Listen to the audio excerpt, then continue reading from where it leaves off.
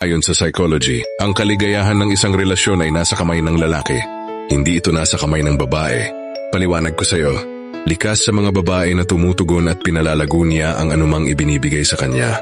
Bigyan mo siya ng mabubuting salita, atensyon, katiyakan, paghanga, at ibabalik niya iyon ng higit pa sa inaasahan mo.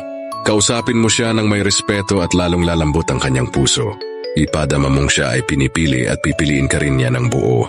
Ngunit kung bibigyan mo siya ng kapabayaan, kritisismo at malamig na pananahimik, huwag kang magtaka kung maglaho ang kanyang init. Madalas sinasalamin ng babae ang emosyonal na kalagayan ng kanyang tahanan. Kung nagbibigay ka ng seguridad, siya ay nagiging kampante. Kung nagbibigay ka ng tensyon, siya ay nagiging mapagbantay. Hindi siya nagigising na gustong maging mahirap pakisamahan. Nagiging malayo lamang siya kapag pakiramdam niya ay hindi siya nakikita.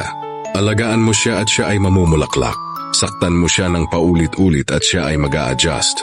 Ang bersyon ng babaeng kasama mo ay kadalasang hinubog ng iyong pamumuno. Kaya tanungin mo ang sarili mo ng tapat. Ikaw ba ay bumubuo ng lambing o pagtutol? Ikaw ba ay nag-aalaga ng pagiging malapit o pag-iingat? Nauunawaan ito ng isang matalinong lalaki kaya inaayos niya ang ugat sa halip na magmakaawa para sa bunga.